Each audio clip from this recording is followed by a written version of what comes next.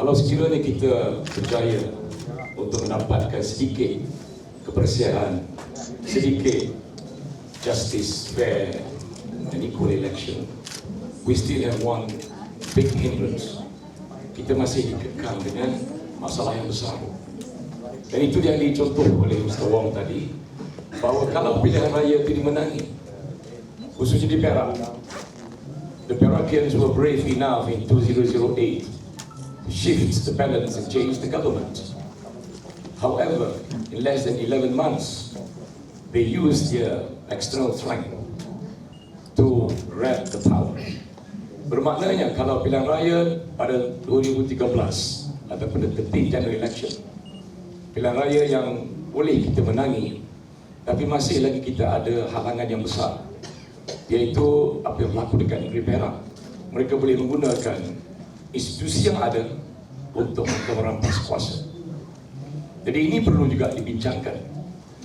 Saya tertarik dengan perhatian yang diberikan oleh Dr. Ong dan Mr. Wong tadi, bahawa dalam the case of Perak crisis, kita ada pejabat peguam negara yang tidak ada kena-mengena dengan negeri ketika itu. Kita ada SPR yang menafikan surat peletakan jawatan 3 adun. Kita ada judiciary yang tempang ketika itu, walaupun saya bawa kes di ke mahkamah. Dan kita ada institusi kepolisian yang menggunakan. Tapi kita kena ingat, dia ada lagi satu institusi yang cukup sensitif, dan institusi ini dikatakan sebagai institusi deraja, the Royal Institution. That has to be taken into deep consideration. Pada 2009, pada Februari, apabila the tilt of power in Perak was shifted, in the sense that Pakatan Rakyat lost its majority, we already preempted. Saya pada 4 hari bulan 2, 2009 menghantar sepucuk surat pada Yang Maha Mulia pada Presiden Sultan untuk memohon supaya dibubarkan Dewan Undangan Negeri. I wrote a letter to the Tuanku Sultan to seek for the consent to dissolve the assembly. On the 5th, which is the next day, I was summoned to the palace alone. And all the while my mindset at that time was, I'm talking to somebody who knew about the law and the constitution. Therefore I had this religious thinking that he shall dissolve it.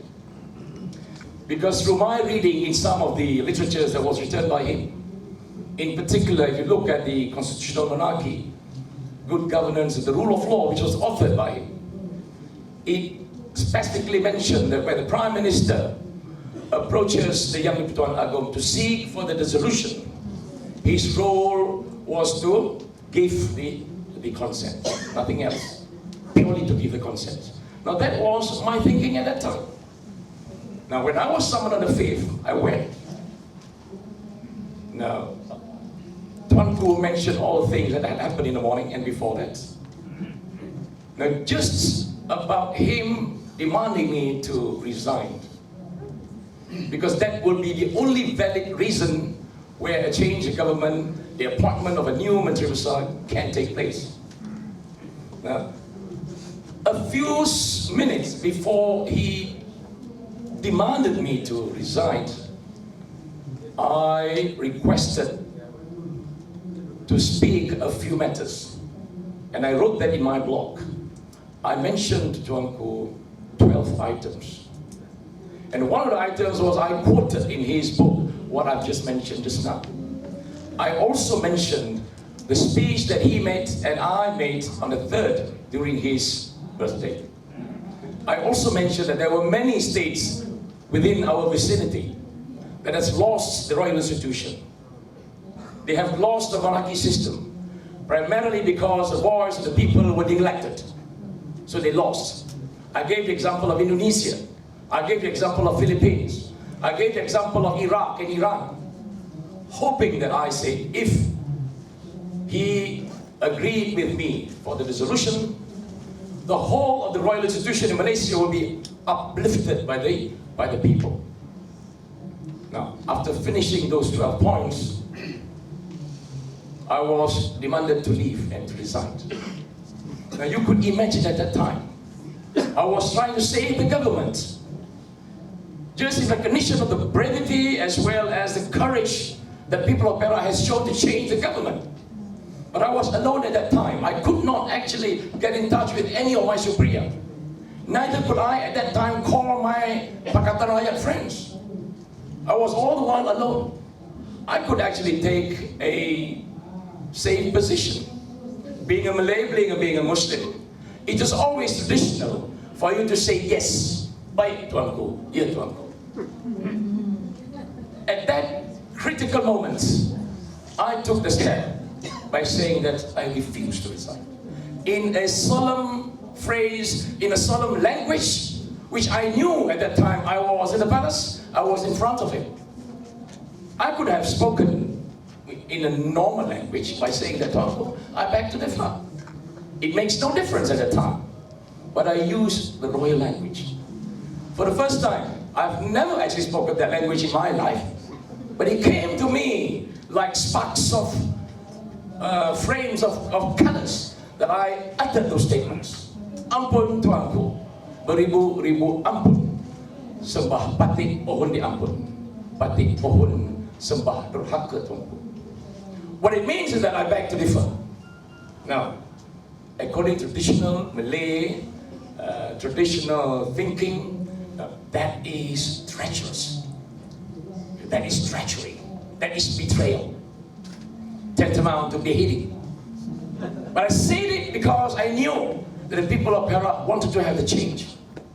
And my friends, my dear friends, prior to that, I approached the Federal State Secretary, Datuk Siddiq Hassan, Tan Sri Siddiq Hassan, twice. Primarily to request for the removal of the existing, at that time, State Secretary. Because for the whole of 11 months, we were administering and managing the state. I was all the while being sabotaged. So I made an effort to go to Kuala Lumpur and approach the State Secretary to request from him to remove the State Secretary, Chief Secretary, to remove the State Secretary. But he didn't, because the agenda was to remove you. Right? Now I made an effort to approach him for a second time, asking the Chief Secretary to remove the State Secretary, but that was not entertained. Ladies and gentlemen, folks and friends, those were the efforts that we did primarily to change, to save the government. However, because the consent was not given, therefore I walked out of the palace, thinking that people of Perak will be in support of Pakatan Rakyat. So even though the consent was not given, but I took it in the right manner. I said, look, we're going to go again. We're going to move forward. But we know very well, when looking at your faces, looking at your efforts, and looking at your struggles, we share those aspirations. Jadi saudara, biarlah kami sebagai ahli politik dulu harapan. We shall be the bad boys. But we know very well that behind us are people like you, individuals in NGOs, who seek to aspire at the end of the day, 40, 50 years down the line. What would our grandchildren, what would the generation after that would ask?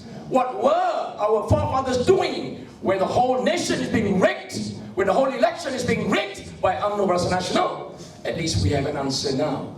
That we, being their forefathers, now in 2012, we did something. Saudara-saudara, kita tidak mahu nanti cucu cicit kita generasi akan datang bertanya kita soalan yang sama. Apakah yang dibuat oleh ibu bapa kita? Apa yang dibuat oleh nenek dan juga datuk-datuk kita semasa sistem demokrasi di Perak, seluruh Malaysia diliwat dan juga dihantui dan dikotori oleh rakyat dan juga oleh kerajaan yang ada sekarang.